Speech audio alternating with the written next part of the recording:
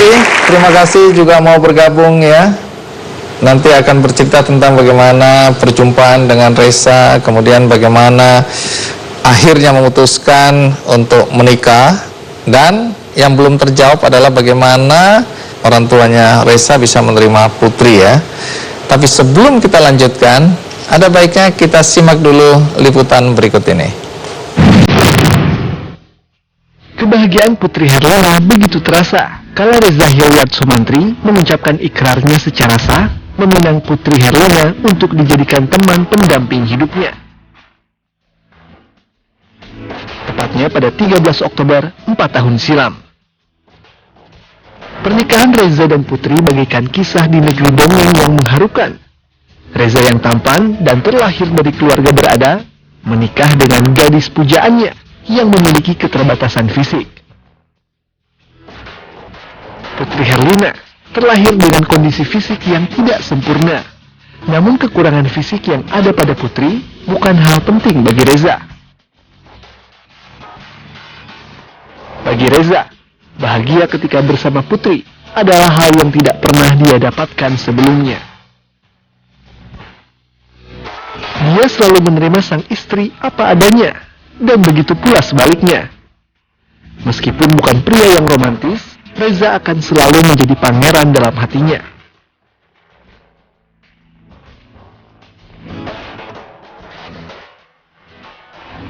Hidup ini adalah anugerah. Keterbatasan fisik yang ada bukan halangan bagi Putri untuk menjadi apa yang ia inginkan. Sikap tegas dan semangat menjalani kehidupan yang dimiliki Putri Herlina membuat ia mampu membuktikan sebagai penyandang disabilitas, ia mampu mandiri dalam kehidupannya. Di tengah kesibukan sebagai ibu rumah tangga, Putri kini mengabdi di panti asuhan tempat di mana dia tumbuh dulu. Ia mengasuh anak-anak panti, memberikan bimbingan seperti apa yang dulu pernah ia dapatkan.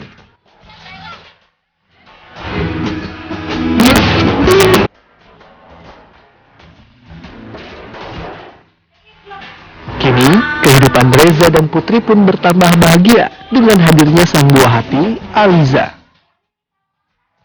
Gadis kecil ini pun tumbuh dalam kasih sayang kedua orang tua yang hebat.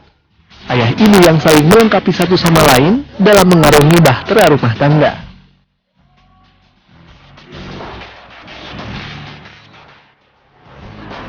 Takdir telah mempertemukan keduanya, menyatukan mereka dalam sebuah kebahagiaan, ketulusan, dan kesetiaan untuk hidup bersama selamanya.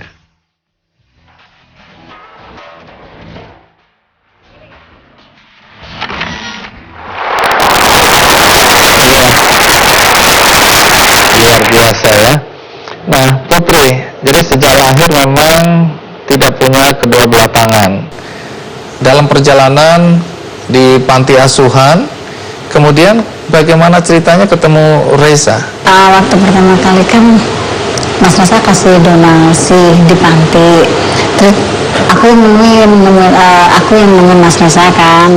Jadi Reza datang ke panti mau kasih donasi. Karena kan waktu itu kan aku kerjanya kan resepsionis, terus ketemu sama aku, terus habis itu ya udah Mas Reza bilang kan, mbaknya Mbak Putri ya gitu kan. Terus aku bilang gini, kok tahu? Dia bilang pernah dengar dari internet. Terus aku bilang lagi gini, emang internet bisa ngomong?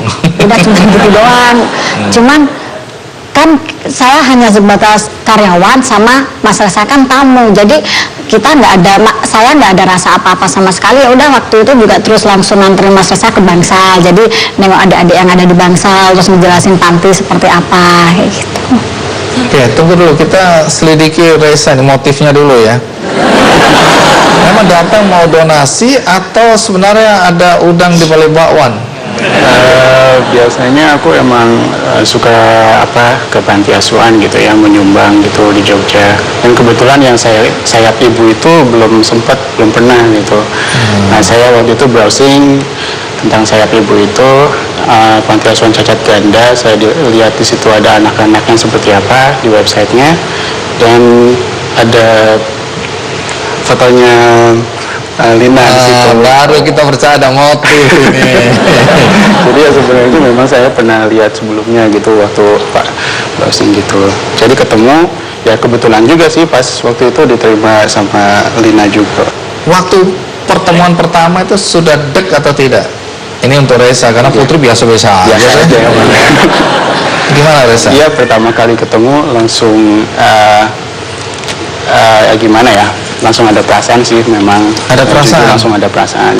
Saya juga melihat Lina ini dekat sekali ya dengan anak-anak panti itu, memang sama saja seperti keluarga kandungnya gitu, adik kakak kandungnya sendiri gitu. Dan saya juga bisa melihat tingginya rasa kasih sayangnya Lina terhadap adik kakaknya di panti itu. Dan ya dari situ saya mulai, perasaan saya semakin membesar, semakin kepikiran juga terus gitu. Kapan kemudian menyatakan cinta? Waktu menyatakan cinta, apakah cintanya dulu atau lapor orang tua dulu? Cinta dulu. Oh, menyampaikan cinta. Kapan itu? Berapa lama prosesnya? Itu Jadi pertama ketemu kan tanggal 14 Februari ya. Terus 3 hari. Valentine ya? Dia 3 hari kemudian Mas Reza datang sama temennya. Kebetulan aku juga yang nemuin, mau ngerancanain makan sama anak-anak di panti. Udah. Terus 3 hari kemudian kan makan di panti, makan bareng sama anak-anak di panti. 3 hari kemudian Mas Reza datang sendiri ke panti. Dia bilang kalau serius kepingin nikah sama aku. Langsung bilang mau nikah? Langsung. Lina percaya? Enggak.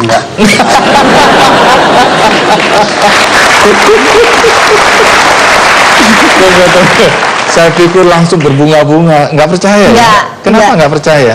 Ya nggak percaya. Kan dia nggak percaya aja. Maksudnya kan Mas Reza cuma tamu.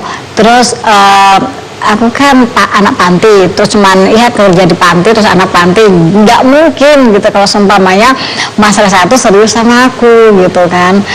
Ya cuman ketawa aja sih. Nggak jawab enggak jawab iya. Pokoknya cuman ketawa. Terus kapan percayanya bahwa itu betul-betul serius? Lama itu. lama, itu prosesnya lama. Berapa lama? Sampai benar-benar mama sama papahnya Mas Reza itu datang ke panti, baru percaya kalau Mas Reza itu serius sama aku. Oke, menarik. Iya.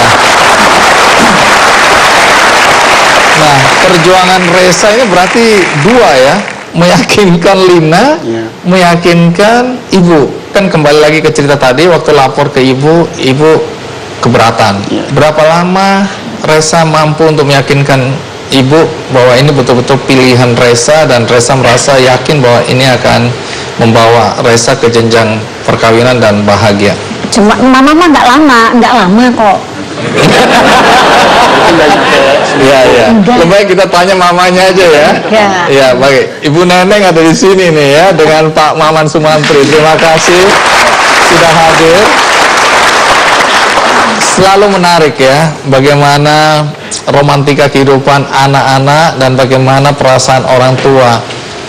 Bu Neneng boleh cerita sedikit nggak? Waktu Reza cerita bahwa dia menemukan belahan jiwanya sebagai orang tua, laki-laki agak cuek ya. Jadi Pak Maman waktu itu silakan aja gitu ya. Tapi sebagai ibu, anak semata wayang tentu tidak mudah.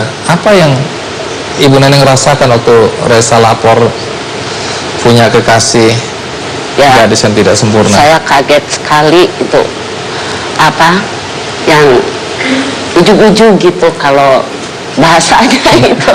Dari satu telepon kita lagi santai, terus dia bilang, mama aku kenal apa perempuan gitu, terus aku sayang dia, aku mau pacaran sama namanya Lina, terus saya minta dari mana kak gitu. Terus dia jawab dari panti mah. Saya kan langsung kaget, langsung coba kak mama lihat fotonya. Dia kirim fotonya yang langsung nggak ada. Ini sampai sekarang saya masih gemeteran kalau ingat. Ingat waktu itu saya langsung kayaknya nggak ada kata-kata ya yang bisa diucap waktu itu. Saya hanya diam. Cuman saya gini, saya menghormati maunya dia. Di kita tuh suka, kalau dia mau apa, saya dengarkan. Dia juga mesti mendengarkan maunya saya, mesti menghormati. Saat ini Mama nggak nerima saat ini. Jadi kamu mesti menerima gitu apa pendapat saya. Dia juga kaget juga, kenapa hanya Mama.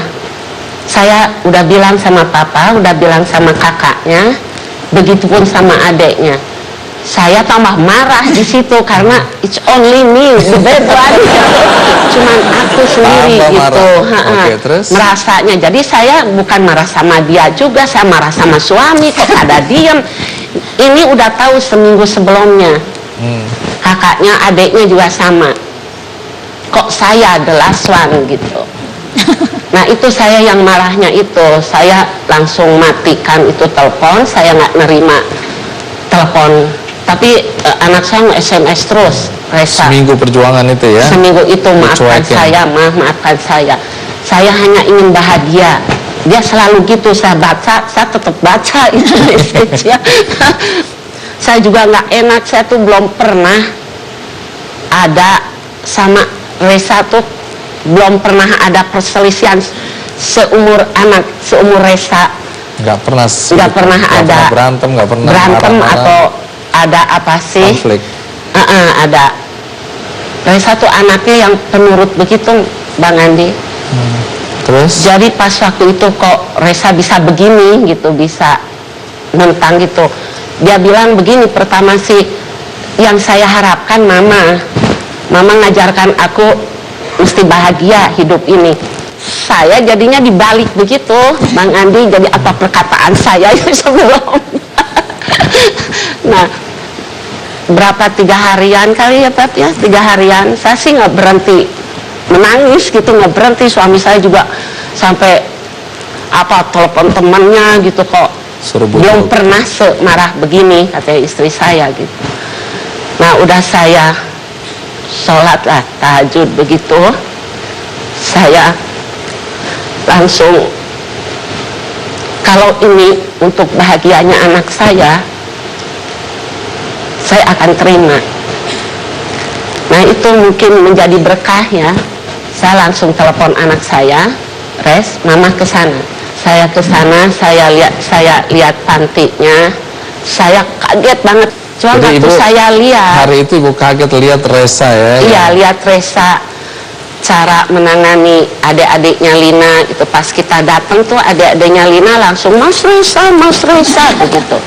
Sementara saya masih begini gitu. Terus saya berarti kebahagiaannya dia tuh ada di sini. Saya ikutin. Alhamdulillah.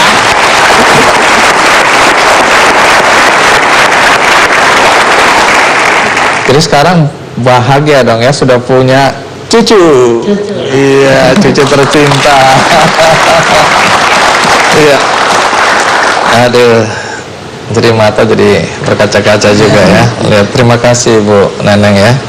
Nah, Lina, setelah orang tua Resa datang menengok ke panti, baru di situ Lina yakin ya bahwa Resa serius. Nanti kita tanya apa tantangan terberat ya, baik bagi Resa maupun bagi Lina dalam menghadapi pernikahan. Karena saya membayangkan bagaimana Resa membawa Putri atau Lina ke teman-teman, ke pergaulan, kalau datang ke kondangan misalnya, itu pasti akan jadi perhatian. Dan bagaimana mengatasi perasaan-perasaan tanda kutip menjadi perhatian orang ya. Nanti kita lanjutkan, kita rehat sejenak, ikuti terus Kick Andy.